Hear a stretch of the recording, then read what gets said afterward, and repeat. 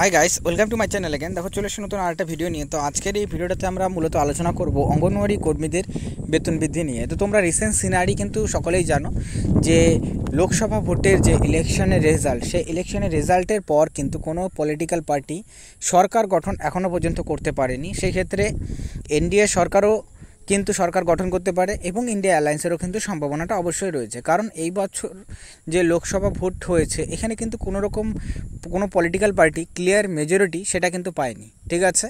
তো এই যে কোনো পলিটিক্যাল পার্টি সিম্পল মেজরিটি পায়নি, তো এটার প্রভাবটা কি অঙ্গনওয়াড়ি কর্মীদের যে বেতন বৃদ্ধি বা আদার্স যে অ্যাক্টিভিটিসগুলো করানো হচ্ছে অঙ্গনওয়াড়ি কর্মীদেরকে দিয়ে, সেটার উপর কোনো প্রভাব পড়বে কি পড়বে না, তো এই বিষয়টা অবশ্যই খুবই একটা গুরুত্বপূর্ণ হয়ে যায়। তো সেক্ষেত্রে যদি বলা যায়, তো অঙ্গনওয়াড়ি কর্মীদের বেতন বৃদ্ধির সম্ভাবনাটা কিন্তু অনেকটাই বেড়ে যায়, ঠিক আছে। কারণ আমরা রীতিমতো কেন্দ্রীয় সরকারের যে বিষয়টা দেখেছি যে পার্লামেন্টের মধ্যেও অঙ্গনওয়াড়ি কর্মীদের রীতিমতো বেতন বৃদ্ধি করানো হোক বা বেতন বৃদ্ধি নিয়ে প্রতিনিয়ত কিন্তু পার্লামেন্টে যে এমপিরা রয়েছেন তারা কিন্তু কথা উঠিয়েছেন যে কর্মীদের 15 থেকে 16,000 বা এরকম একটা যাতে ফিক্স স্যালারি করা হোক।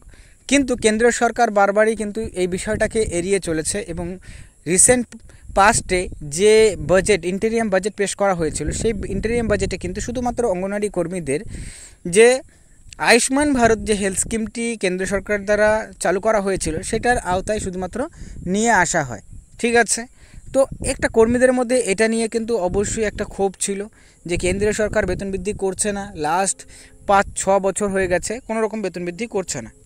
তো সেই ক্ষেত্রে এবার কিন্তু পসিবিলিটিসটা অনেকটা বেশি যে কর্মীদের বেতন বৃদ্ধি করা নিয়ে, ঠিক আছে। কারণ যেই পলিটিক্যাল পার্টি সরকার গঠন করুক না কেন, কিন্তু এবার কর্মীদের কিন্তু বেতনটা অনেকটাই বৃদ্ধি হওয়ার সম্ভাবনা রয়েছে। এবং এই ক্ষেত্রে কত টাকা, এবং এইটা আরেকটা গুরুত্বপূর্ণ যেটা আছে, অঙ্গনওয়াড়ি কর্মীদের অনারিয়াম যে দেওয়া হয়, সেই অনারিয়ামের মধ্যেও কিন্তু একটা বিশাল বড় পরিবর্তন আনা হতে পারে। কারণ এবার কিন্তু যেহেতু কেন্দ্র সরকার যদি মনে করো এনডিএ সরকারও গঠন করে, তো সেক্ষেত্রে এনডিএও কিন্তু এই বিষয়টা অবশ্যই মাথায় রাখবে। কারণ যেহেতু তারা ইলেকশনে এবারে রেজাল্টে ভোট কিন্তু অনেকটাই কম পেয়েছে, মেজরিটি তারা পায়নি, তো সেই ক্ষেত্রে তাদেরও কিন্তু এটার একটা ইম্প্যাক্ট থাকবে। এবং সেই ক্ষেত্রে কর্মীদের কিন্তু নিয়ে এবার কিন্তু হয়তো অঙ্গনওয়াড়ি কর্মীদের বেতন বৃদ্ধি নিয়ে সেন্ট্রাল গভর্নমেন্ট অবশ্যই এই বিষয়টা নিয়ে বিবেচনা করবে। এবং এই ক্ষেত্রে এটার পসিবিলিটিসটা সবচেয়ে বেশি রয়েছে, যেটা আমি আগেও জানিয়েছিলাম।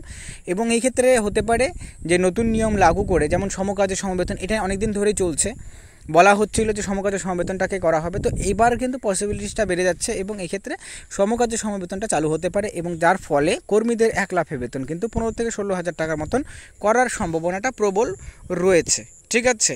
আর এছাড়াও কবে থেকে হতে পারে, এটাও একটা কোশ্চেন থাকে, ঠিক আছে, কর্মীদের মধ্যে। তো সেটা হলে পরে হওয়ার যে সম্ভাবনাটা, সেটা কিন্তু সরকার গঠন করার পরই, ঠিক আছে। তো সরকার গঠন এখনও পর্যন্ত হয়নি, তো সরকার সম্ভবত এই 1 সপ্তাহের মধ্যে সরকার গঠন করা হয়ে যেতে পারে, সম্ভাবনা রয়েছে। যেখানে এনডিএ সরকার হোক বা ইন্ডিয়া অ্যালায়েন্স সরকার কিন্তু গঠন করার পসিবিলিটিসটা রয়েছে। তো সরকার গঠন করার পর যে নেক্সট যে তোমাদের যে বাজেটটা পেশ করা হবে, ফুল বাজেটটি, সেই বাজেটের মধ্যেই কিন্তু অঙ্গনওয়াড়ি কর্মীদেরকে নিয়ে কিন্তু বিষয়টা অবশ্যই করা হতে পারে। কারণ এখানে এনডিএ সরকারও যদি সরকার গঠন করে, তো সেক্ষেত্রে যে অ্যালায়েন্সগুলো রয়েছে, মানে আদার্স যে পলিটিক্যাল পার্টিতে রয়েছে, তারা কিন্তু অবশ্যই বিষয়টাকে তুলে ধরবেন।